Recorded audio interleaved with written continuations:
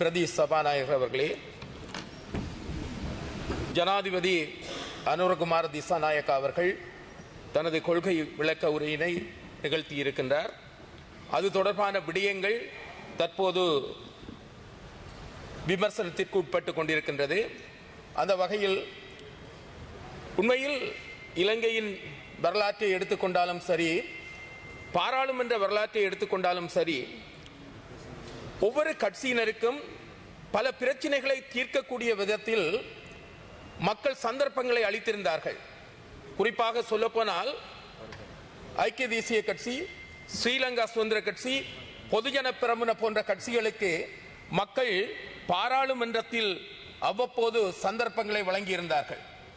ஆனால் வழங்கப்பட்ட எந்த சந்தர்ப்பங்களும் முறையாக பின்பற்றப்படவில்லை, பிரச்சனைகள் தீர்க்கப்படவில்லை.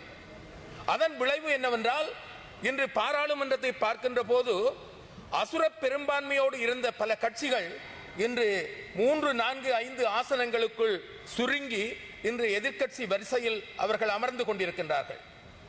ஜே.ஆர். ஜெயவர்தன் அவர்கள் 1977ஆம் ஆண்டு 168 பாராளுமன்ற ஆசனங்களில் 140 ஆசனங்களை கைப்பற்றியிருந்தார்.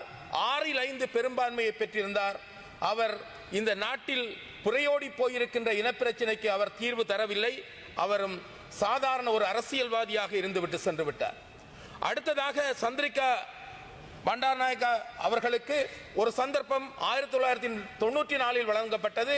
அவருக்கு ஏறத்தாழ 62.28 வீதமான வாக்குகளை மக்கள் அள்ளி கொடுத்து தேசிய இனப்பிரச்சனை சம்பந்தமாகவும் நாட்டில் இருக்கின்ற பிரச்சனைகள் சம்பந்தமாகவும் தீர்ப்பதற்கு ஒரு வாய்ப்பளிக்கப்பட்டது. ஆனால் அவரும் அந்த சந்தர்ப்பத்தை தவறவிட்டிருந்தார். ஆனால் அவருக்கு துரதிர்ஷ்டவசமாக பாராளுமன்றத்தில் கிடைத்த ஆசனங்கள் 105 மட்டும்தான்.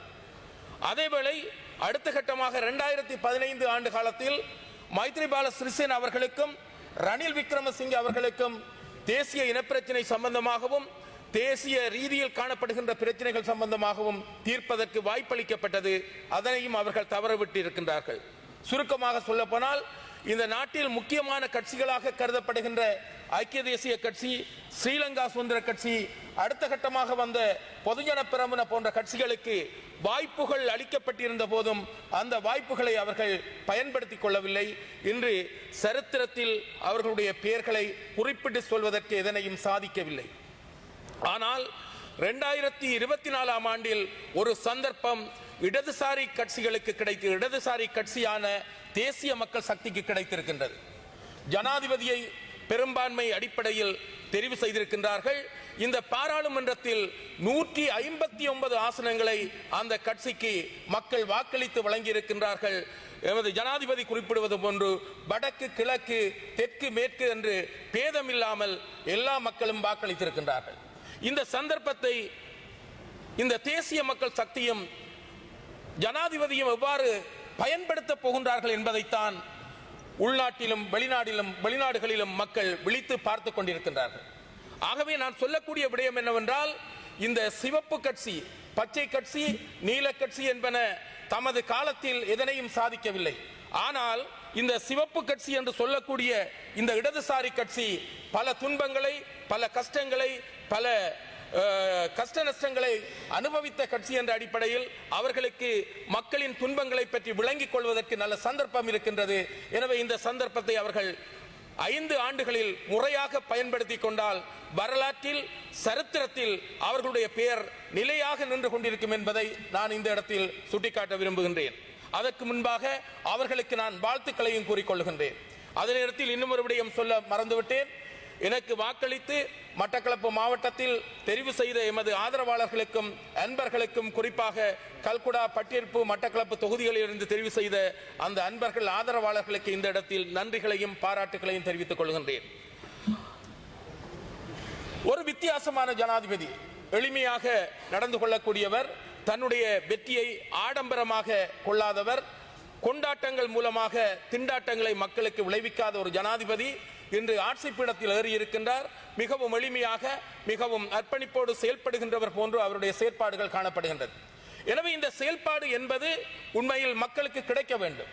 சுருக்கமாக சொல்லப்போனால், அவருடைய கொள்கை பிரகடன உரையை நான் முழுமையாக வாசித்து பார்த்தேன். அந்த இடத்தில் அவ்வளவு விடயங்களையும் என்னால் விளக்கமாக கூற முடியாது. இருந்தாலும் அவர் குறிப்பிட்ட சில விடயங்கள்.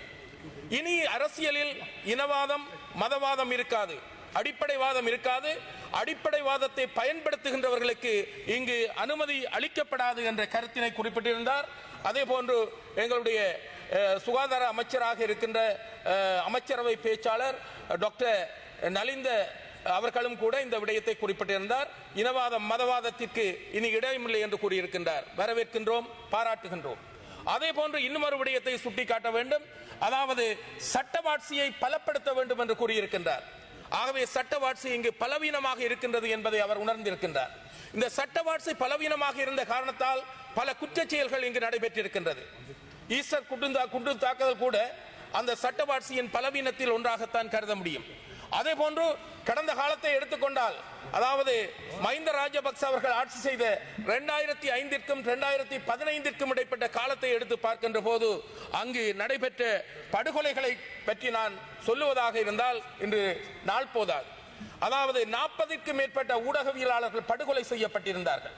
அது மாத்திரமல்லாமல் எமது தமிழ் தேசிய கூட்டமைப்பை அழிப்பதற்காக எமது சிரேஷ்ட தலைவர் ஜோசப் பர்ராசிங்கம் ஐயா அவர்கள் படுகொலை செய்யப்பட்டிருந்தார். அது மட்டுமல்ல, மாமனிதன் என்று பாராட்டக்கூடிய ரவிராஜ் அவர்கள் கொழும்பில் படுகொலை செய்யப்பட்டிருந்தார். அது மட்டுமல்ல, அம்பாறை மாவட்டத்தின் முன்னாள் பாராளுமன்ற உறுப்பினராக இருந்த தற்போது எனக்கு அண்மையில் அமர்ந்திருக்கின்ற கோடீஸ்வரன் அவர்களின் பெரியப்பா என்று சொல்லப்படுகின்ற முன்னாள் பாராளுமன்ற உறுப்பினர் சந்திரநேரு அவர்கள் படுகொலை செய்யப்பட்டிருந்தார். அது மட்டுமல்லாமல் வன்னியில் சிவநேசன் அவர்கள் படுகொலை செய்யப்பட்டிருந்தார்.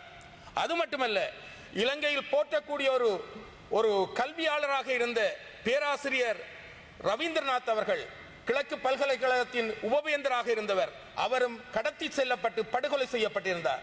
அது மட்டுமல்ல, ஒரு ஆய்வு ரீதியாக ஊடக விடயங்களை தரக்கூடிய சிவராம் படுகொலை செய்யப்பட்டிருந்தார்.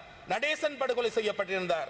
ஒரு சிரேஷ்ட விரிவுரையாளர் தம்பையா அவர்கள், பொருளாதார ஒரு விரிவுரையாளர் தம்பையா அவர்கள் படுகொலை செய்யப்பட்டிருந்தார். இவ்வாறு எக்னலிகோட அவர்கள், லசந்த விக்ரமதுங்க அவர்கள் எல்லோரும் படுகொலை செய்யப்பட்டிருந்தார்கள். சட்டம் சட்டவாட்சி என்பன பலவீனமாக இருந்ததன் காரணமாக இவை அனைத்தும் நடைபெற்றன. ஆனால் இந்த குற்றவாளிகள் இதுவரையில் கைது செய்யப்படவில்லை. குற்றவாளிகளுக்கு தண்டனைகள் குற்றவாளிகளுக்கு தண்டனைகள் வழங்கப்படவில்லை. இவ்வாறான நிலையில் இந்த நாட்டில் ஜனநாயகம் இருக்கின்றதா என்ற கேள்வி காணப்பட்டது. சுருக்கமாக சொல்ல போனால், பணநாயகம் நாட்டை ஆட்சி செய்தது. வீதிகள் எல்லாம் பிணங்கள் குவிந்து காணப்பட்டன. எனவே நான் சொல்லக்கூடிய விடயம் என்னவென்றால், இந்த ஆட்சியில் பாரிய குற்றங்களை இழைத்துவிட்டு கௌரவர்களாக தண்டிக்கப்படாதவர்களாக உலாவி வந்த அந்த குற்றவாளிகள் சட்டத்தின் முன்னிலையில் நிறுத்தப்பட வேண்டும். அவர்களுக்கு முறையான தண்டனைகள் வழங்கப்படுவதன் மூலமாக சட்டவாட்சியை பலப்படுத்த வேண்டும் என்று இந்த இடத்தில் நான் கேட்டுக்கொள்கின்றேன். அதேவேளை இந்த குற்றங்கள் புரிந்தவர்கள் ஒரு காலத்தில் இந்த பாராளுமன்றத்தை கூட அலங்கரித்துக் கொண்டு சென்றதை எங்களால் அவதானிக்க கூடியதாக இருந்தது. எனவே இந்த ஈஸ்டர் குண்டு தாக்குதல் என்பது அப்பாவி மக்களை படுகொலை செய்த அந்த செயல்பாடாக அமைந்திருப்பதை நாங்கள் அறிவோம். அது சம்பந்தமாக ஆசாத் மௌலானா என்று சொல்லப்படுகின்ற ஒருவர் மிகவும் விவரமாக பல சாட்சியங்களை கூறியிருக்கின்றார். அந்த சாட்சியங்கள் கருத்தில் கொள்ளப்பட வேண்டும். அது சரியாக ஆராயப்படுமாக இருந்தால் இந்த கொலை குற்றவாளிகள் அல்லது குண்டு தாக்குதலுக்குரிய சூத்திரதாரிகள் யார் என்பதை நாங்கள் கண்டுகொள்ள முடியும். எனவே அந்த விடயங்களை கண்டறிந்து சட்டத்தின் முன்னிலையில் அவர்களுக்கு நடவடிக்கை எடுக்க வேண்டும். சட்டவாட்சி என்று நாங்கள் சொல்லுகின்றோம். இன்னொரு விடயத்தை சொல்லுகின்றேன். மயிலத்தமடு, மாதவனை போன்ற பிரதேசங்களில் அத்துமீறிய குடியேற்றம் அங்கு காணப்படுகின்றது. மாவட்டம் கடந்து அவர்கள் குடியேறியிருக்கின்றார்கள். ஆனால் அந்த விடயம் சம்பந்தமாக நீதிமன்றம் 3 தடவை தீர்ப்பளித்திருக்கின்றது. அத்துமீறி குடியேறிய அந்த குடியேறிகளை அல்லது அந்த காணிகளை அபகரித்து பண்ணையாளர்களை நடுத்தருவில் விட்டவர்களை, அன்று அவர்களுடைய வாழ்வாதாரத்தை அளித்தவர்களை வெளியேற்றுமாறு 3 தடவை நீதிமன்றம் தீர்ப்பளித்திருக்கின்றது. அத்துமீறிய குடியேற்றவாசிகளை அகற்ற வேண்டும் என்று. ஆனால் கடந்த ஆட்சியாளர்கள் கிஞ்சித்தும் கூட அந்த விடயத்தில் நடவடிக்கை எடுக்கவில்லை. ஆகவே மயிலத்தமடு, மாதவனையில் காணப்படுகின்ற இந்த செயற்பாடுகள் உண்மையில் அகற்றப்பட வேண்டும் என்ற கருத்தினை கூறிக்கொள்ள விரும்புகின்றேன். அதேவேளை ஜனாதிபதி அவர்கள் முற்போக்கான பல விடயங்களை பற்றி கூறிக்கொண்டிருந்தார். ஜனாதிபதி அவர்கள் பல விடயங்களை பற்றி கூறியிருந்தார். ஆனால் தேசிய இனப்பிரச்சினை சம்பந்தமாகவோ அவற்றின் தீர்வு சம்பந்தமாகவோ கூறாமை, இந்த மத விவகாரம் என்கின்ற விடயத்திற்கு ஒரு பொதுவான அமைச்சை ஏற்படுத்தி சகல மதங்களையும் சமத்துவமாக அவதானிக்கக்கூடிய ஒரு அமைச்சை ஏற்படுத்தாமல் எங்களுக்கு ஏமாற்றத்தை தந்ததாக அமைந்திருக்கின்றது. அதேவேளை இன்னும் ஒரு விடயத்தை சுட்டிக்காட்ட வேண்டும். அண்மையில் உங்களுக்கு தெரிய வேண்டும், இறந்தவர்களை, மறைந்தவர்களை, மரணித்தவர்களை நினைவு கூறக்கூடிய உரிமை இருக்கின்றது என்று ஜனாதிபதி குறிப்பிட்டிருந்தார். அதனை வரவேற்கின்றோம்.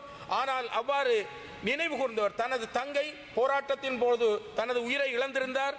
அந்த தங்கையை நினைவு கூர்ந்ததற்காக கொக்கட்டிச்சோலையைச் சேர்ந்த நாராயணன் என்பவரை அவர்கள் குற்றப்புலனாய்வு, பயங்கரவாத தடுப்பு குற்றப்புலனாய்வு அதிகாரிகள் 4ஆம் மாடிக்கு அழைத்திருக்கின்றார்கள். எனவே ஒன்று சொல்ல விரும்புகின்றேன், அதாவது அரசாங்கம் சில வேளைகளில் நல்லதை செய்ய நினைத்தாலும் சில அதிகாரிகள் இந்த அரசாங்கத்திற்கு மாசு ஏற்படுத்தக்கூடிய விதத்தில் அல்லது கரி பூசக்கூடிய விதத்தில் சில செயற்பாடுகளை செய்கின்றார்களோ என்ற சந்தேகம் இருக்கின்றது. எனவே அப்பாவி மக்களை அச்சுறுத்துகின்ற செயற்பாடுகளை முடிவுக்கு கொண்டு வர வேண்டும். இன்னும் ஒரு விடயம் சொல்லியாக வேண்டும். 1986ஆம் ஆண்டு காலப்பகுதியில் மட்டக்களப்பில் விமான நிலையத்திற்கு பக்கமாக சென்ற பாதை அடைபட்டு விட்டது. அன்றைய காலம் யுத்த காலமாக இருந்தது. இன்று யுத்தம் முடிந்து 15 ஆண்டுகள் கடந்திருக்கின்றது. அந்த பாதை இன்னும் திறக்கப்படவில்லை. அந்த பாதை மூடப்பட்டதன் காரணமாக மக்கள் 8 வளைவுகளுக்கூடாக, அதாவது 8 வளைவுகளை சந்தித்து பயணிக்கக்கூடிய ஒரு துர்ப்பாக்கிய நிலை காணப்படுகின்றது. அந்த செயல்பாட்டையும் அந்த பாதையை திறப்பதன் மூலமாக மக்கள் பயனடைவதற்கு வாய்ப்பளிக்க வேண்டும். மட்டக்களப்பில் விமான நிலையத்திற்கு பக்கமாக இருக்கின்ற அந்த பொது வீதி மூடப்பட்டு காணப்படுகின்றது. இதனால் மக்கள் பாரிய கஷ்டங்களை அனுபவித்துக் கொண்டிருக்கின்றார்கள் என்ற விடயத்தை இந்த சபைக்கு நான் கவனத்திற்கு தருகின்றேன். அது மட்டுமல்லாமல் இன்னும் ஒரு விடயத்தை சொல்லியாக வேண்டும். இந்த யுத்த வெள்ளத்தின் காரணமாக only 30 seconds. அந்த வகையில் யுத்தத்தின் காரணமாக விவசாயிகள், மீனவர்கள், இறால் வளர்ப்பாளர்கள், அப்பாவி கூலிகள் போன்ற பலர் அதிகமாக பாதிக்கப்பட்டிருக்கின்றார்கள். அவர்கள் போக்குவரத்து செய்கின்ற பாதைகள், பாலங்கள் கூட உடைந்து சென்று காணப்படுகின்றது. எனவே இவற்றிற்கு ஒரு பரிகாரம் செய்ய வேண்டும். மக்களின் வாழ்க்கையை கட்டியெழுப்பதற்கு உதவ வேண்டும் என்று கூறிக்கொண்டு எனது உரையை நிறைவு செய்கின்றேன். நன்றி.